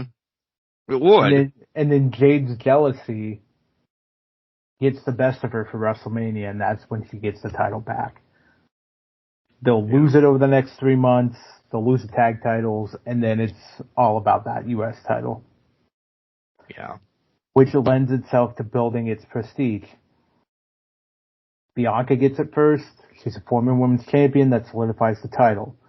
Jade beats Bianca. There's your up-and-comer. There's your up-and-comer. The next big thing, whatever you want to call her, it builds it up to be something. Perfect scenario for it to It go. is. It really is. Damn it. All right. Son of a bitch in Triple H. Got to ruin the AEW segment.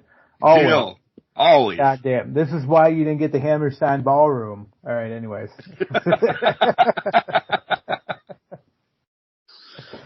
AEW the same way we did WWE in a nutshell. Yeah, pretty much. Go ahead. You go first. You go first. No, I don't want to go first. I'm going to start at the top of the broadcast with the fashion review I received from Kimberly is she wouldn't wear anybody's clothing but Hangman Adam Page's. So I'm just saying, just want to throw that out there. Also, Thank you she thought the faux turtleneck from Christian was a little too much from his perspective. So it always is. So that it is, and I said that's what makes him a heel. But yeah, could have cared less about the wrestling. Kimberly's points on fashion. But to that point, Hangman, Jay White, that whole scenario. I'm waiting. I'm loving this. I want it to happen more. What's going to happen more? It's going to happen more Full Gear. It's going to be fantastic. My thought is Christian going to get involved in that match? He's done it once before. We forced a tag team upon us. Christian doesn't really have a lot going on right now. No, he doesn't. And I doubt he's going to face Juice at the pay-per-view. Yeah, no. Juice they'll both be there, but. Absolutely. I would imagine he gets involved. Yeah. I wholeheartedly imagine he gets involved carrying this on more because I don't think the Hangman Switch story is Hangman's new Swerve story. Yeah. You can have people bouncing in and out, and the story continues to make sense over there at AEW. Right. The blow off of this isn't happening for a while. We're still infancy of what's going on. So you throw Christian in this one again, yeah. Well, and take into account, this one has not escalated like Switch and Hangman did immediately when they fought. This still has to escalate. This is a slow burn one. Exactly. This is going to burn for quite a while. And the blow off is probably going to be like your Revolution timeline or your Dynasty timeline. Yeah. It's going to be for a while. Yeah. And it's going to be magical, I think. Oh, the whole 100%. time. Yes. 100%. This is what reestablishes Jay White as a legitimate main event player in AEW. Yeah. And Hangman can just do dastardly things, taking loss after loss after loss after loss if he needs to, but it just makes Jay stronger. Exactly. Mine is Ospreay and everybody. Oh, God. Yeah. Not that I'm not buying Full Gear, but I'm buying Full Gear for Ospreay Fletcher. Well, that match is going to rip the roof off and throw it into outer space, but yeah. I am just, and I think Takeshita is sniffing around on this. Like, essentially what we just talked about with Hangman and everything, there's a loop here with all of Callis's and Ospreay still going on that Ospreay never breaks away from that stigma that he had that he was with him for a little bit, that he wasn't with him, that he was with him, Yeah. until Callis is dead. I don't mean real life dead, but Right. Yeah. the family is no more. Yeah. The one thing that sticks out to me is Mark Davis sticks out like a sore thumb with Ospreay. Yeah. And they did that extra piece in the parking lot where he was crying, he was losing his mind on Ospreay and whatnot. It just seems like a trap. Yeah. I don't think Davis and Fletcher are apart.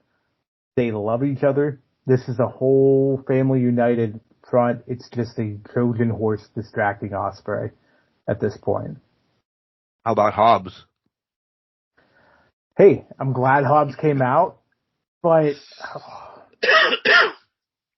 he's a second Wasn't he part fiddle. of the Callis family at one point too? He was, and this is why he's coming after him now. But he's second fiddle into everything that's going on around him. Poor son of a bitch just can't. Any big man. Oh, we know.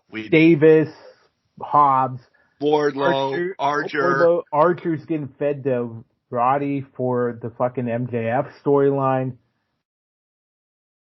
It's one of those. It's just, how? It's our biggest beef all the time on AEW. Should be the AEW's Bobby Lashley, but instead they had to go out and get Bobby Lashley to be AEW's Bobby Lashley. Yeah. Yeah. Yeah. No other words. No other words. Go ahead. You go again.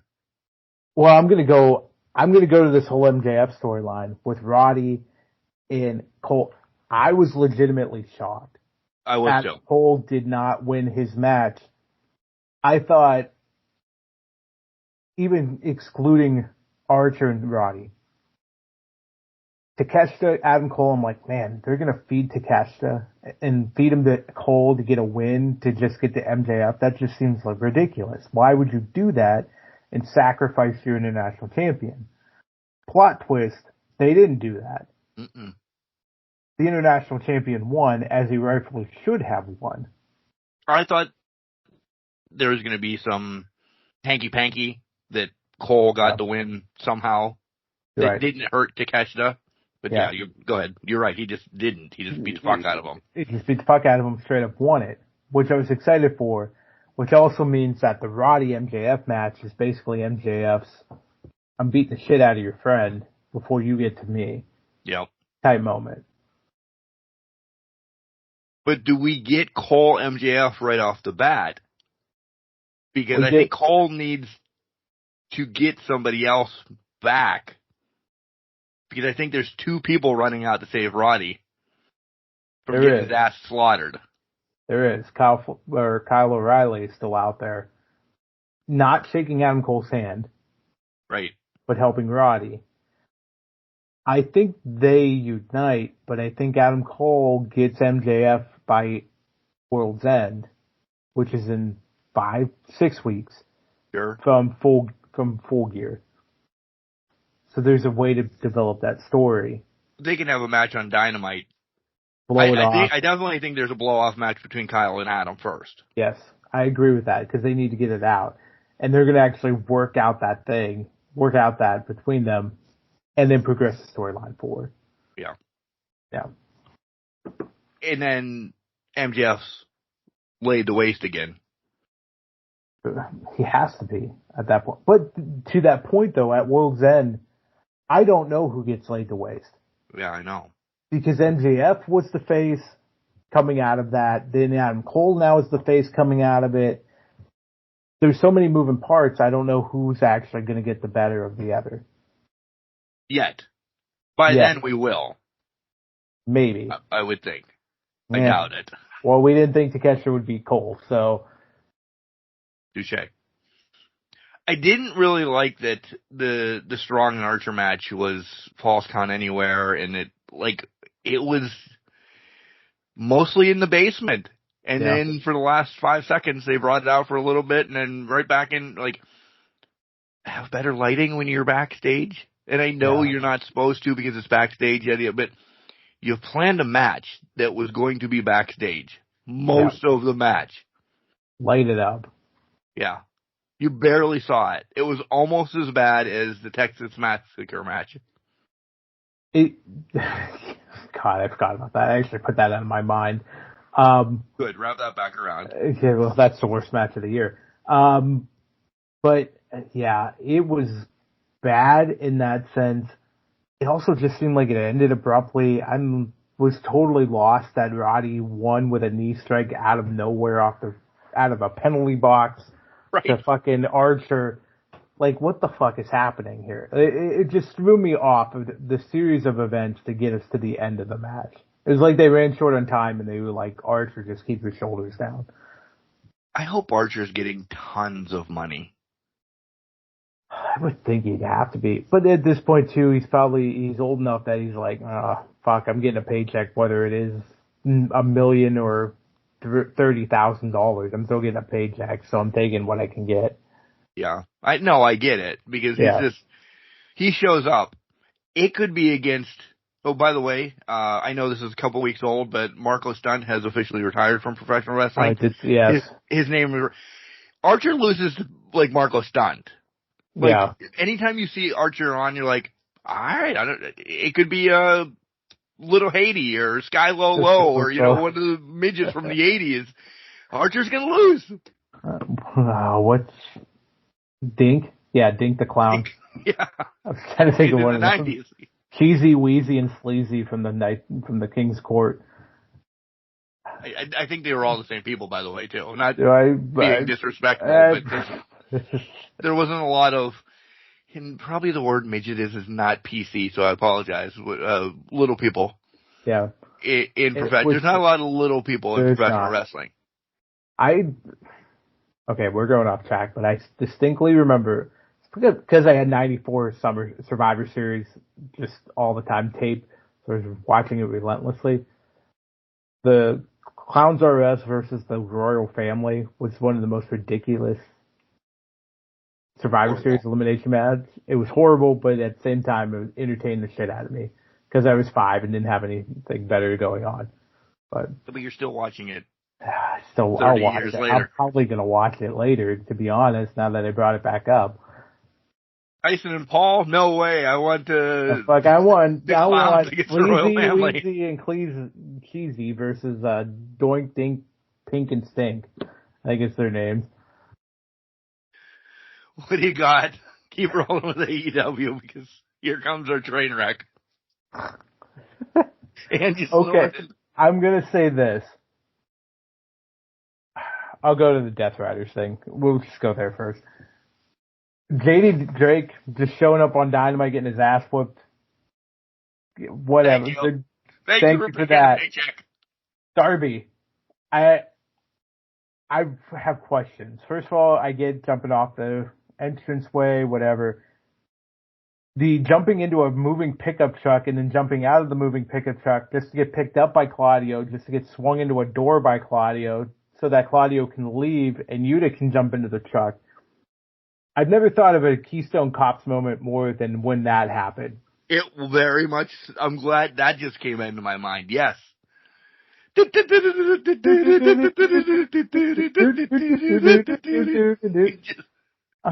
fuck is going on? Somebody pick a fucking action and stay with it. And what's Mox and Shafir doing? Just sitting in there waiting? They had to have been laughing their asses off watching this whole fucking thing happen. Yeah.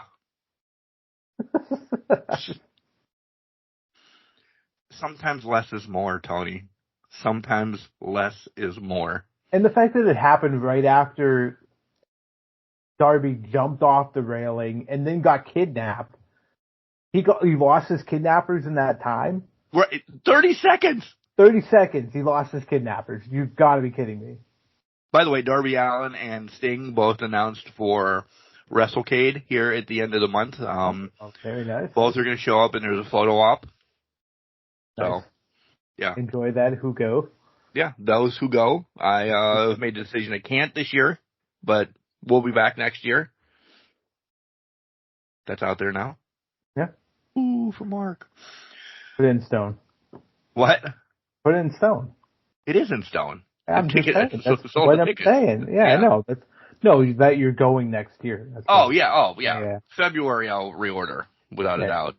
All at once? February is always so bad for me because, like, WrestleCade tickets come out, and then February is when I start paying for my pit tickets. Oh, yeah. That's so bad. like, and when you pay for it all at once, that's when it really hits you. Yeah, this year it wasn't. It was last year that I understand that, but I'm just saying that all hit at once. $700 one fucking night. It was, oh, shit. Might as well paid for the hotel that night, too. Just completely donated a check to North Carolina. What else you got? They appreciated it. I don't like to shit on wrestling when I don't have to. The Penelope Britt match was very, very hard to digest.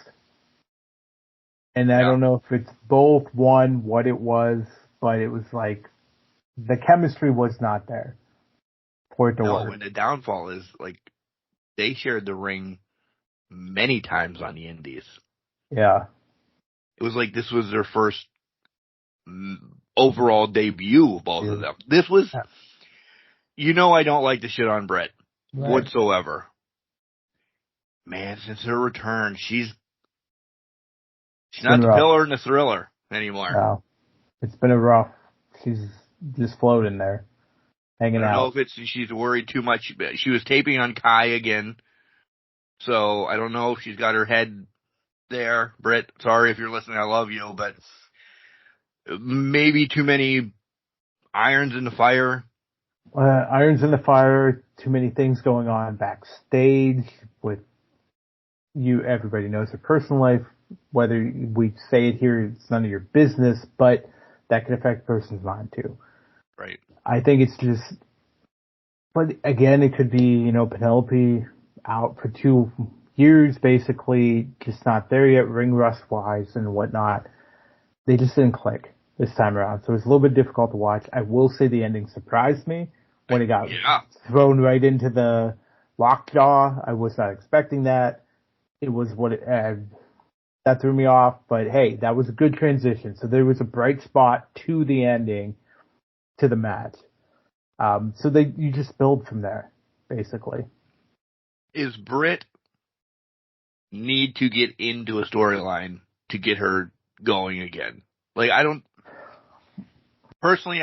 think she can just do these one-off matches and sustain anything right now. I think she has to be in a storyline, but I do think they're also making her wait for Mercedes again. That's kind of where I'm at with, they're going to get through Chris, get through this whole cycle, whoever wins the title, but and I think it's going to be up to Britt and Mercedes to have another one-off between each other. Yeah.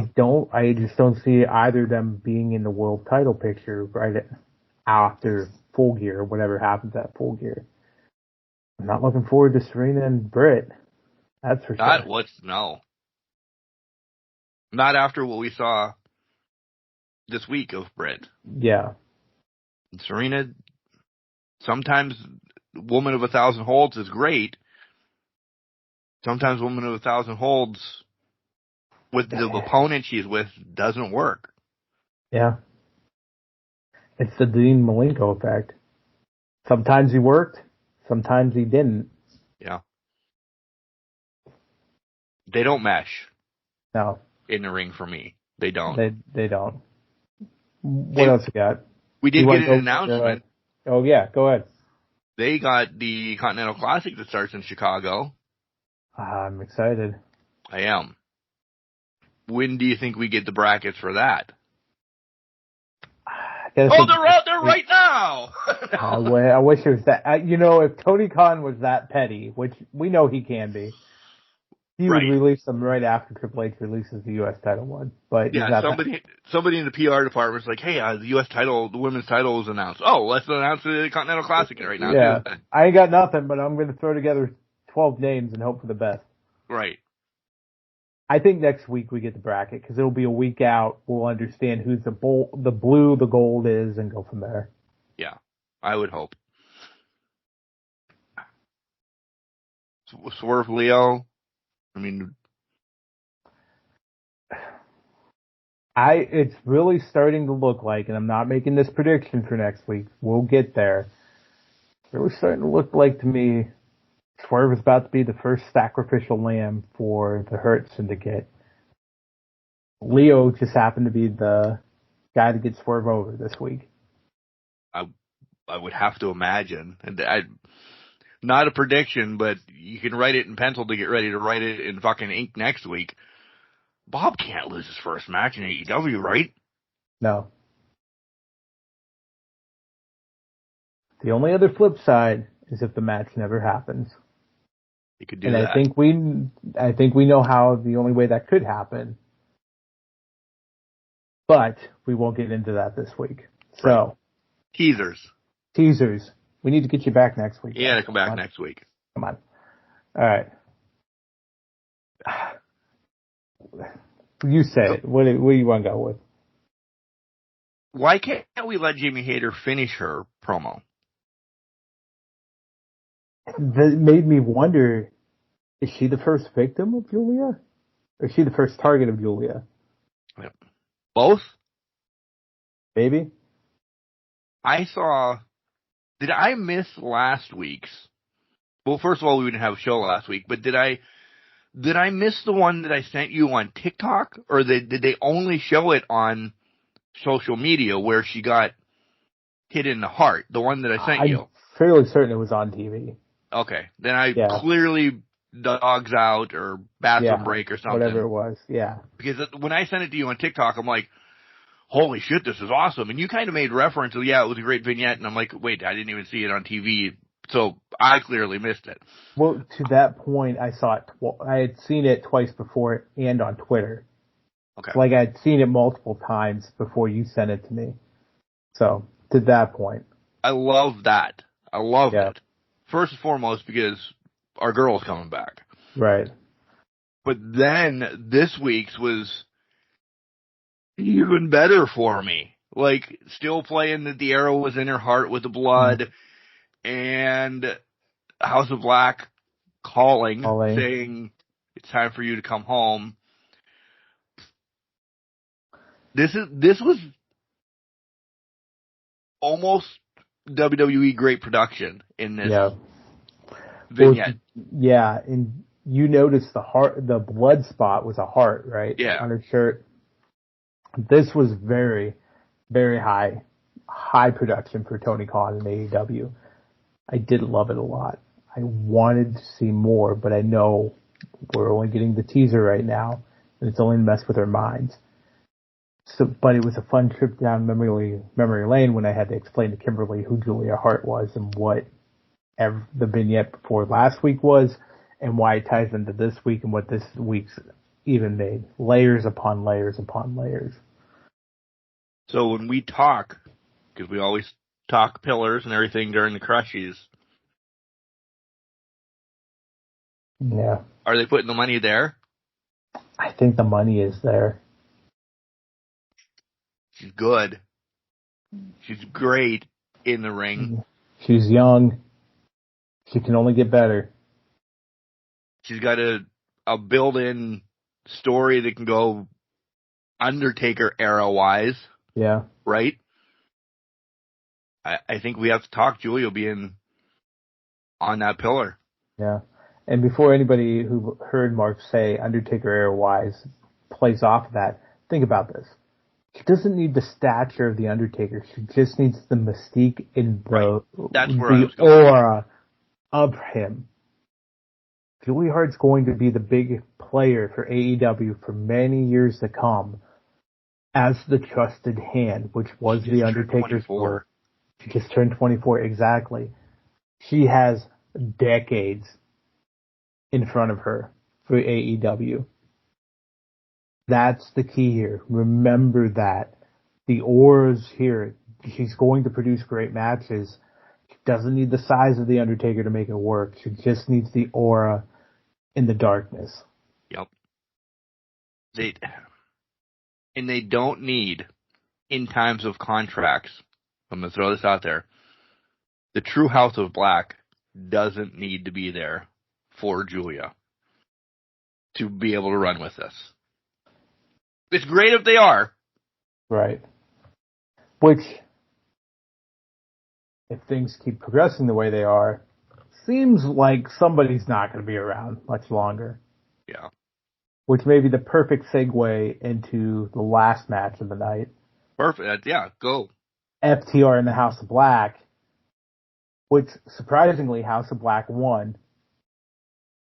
But we got another handshake of FTR at the end of the night.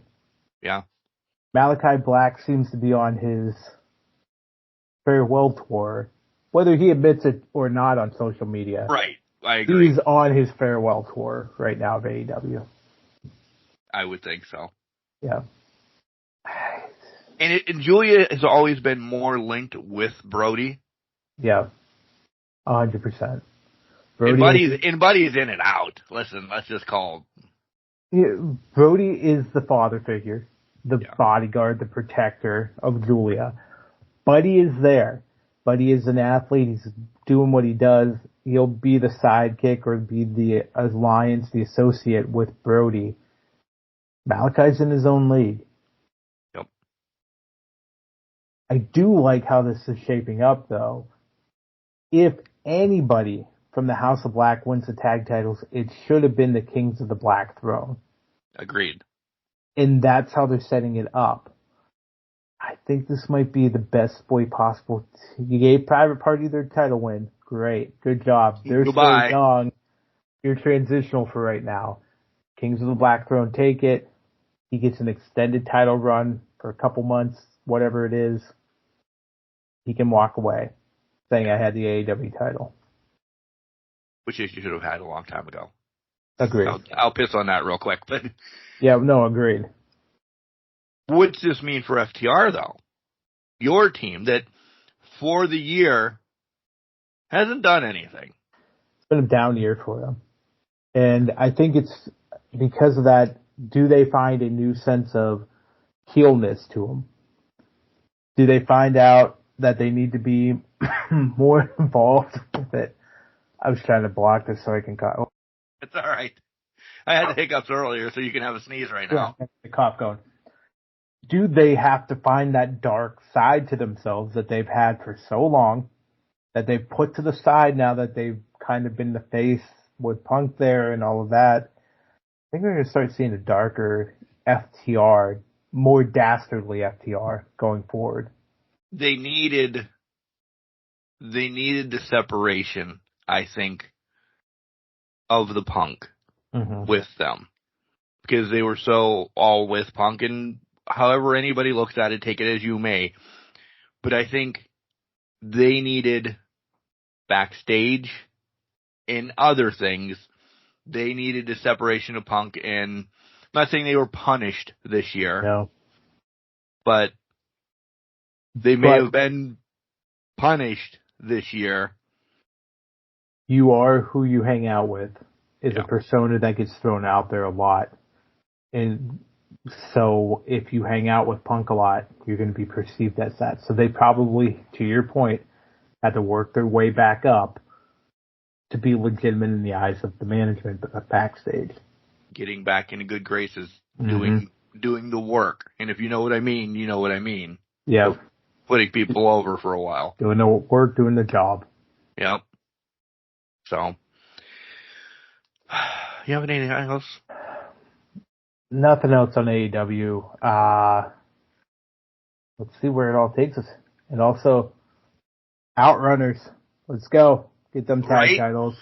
Listen, I know we just said that about the House of Black, and it would make perfect sense. How about the scenario that the Outrunners are doing whatever on the outside, the House of Black just decimates whomever is in this.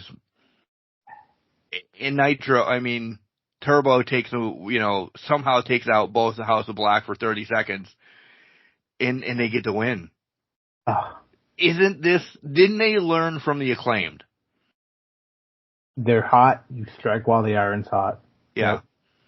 Give them one. Let them be transition of transition then. Let them have it for a month, and then the House of Black get it from them. Yeah.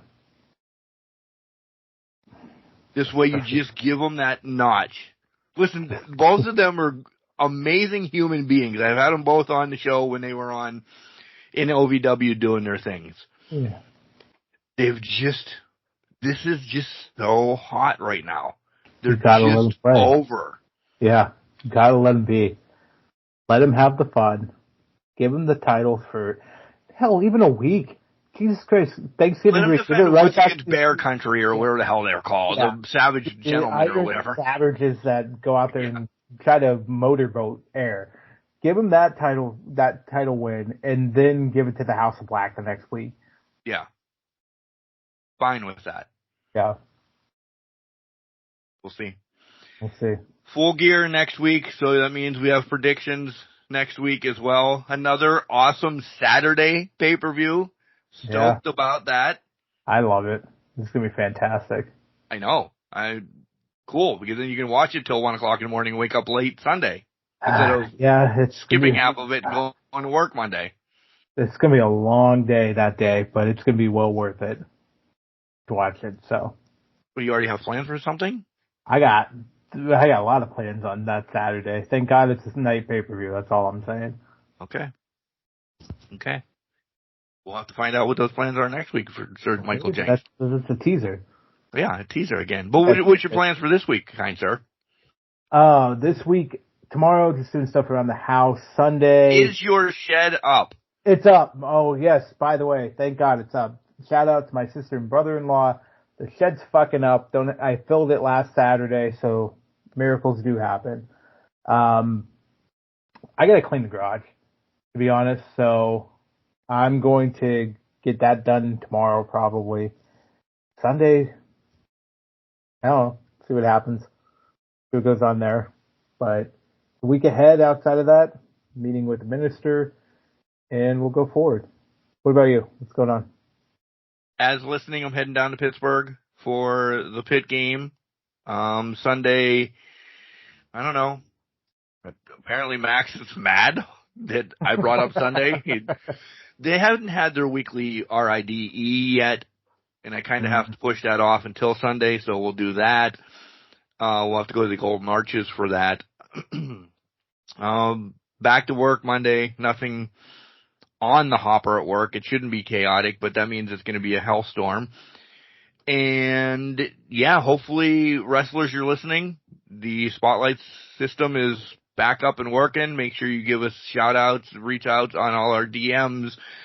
Most of you have my phone number out there, so give me a call. We'll get the Spotlight set up again. Don't forget, we are going international this Wednesday for the Spotlight. So we're pretty pumped about that. She was a blast to have on. I'll save that in my back pocket, so make sure you listen Wednesday when that comes out. And yeah, that's about it for the week. Love it. Yeah. Good little week coming up here.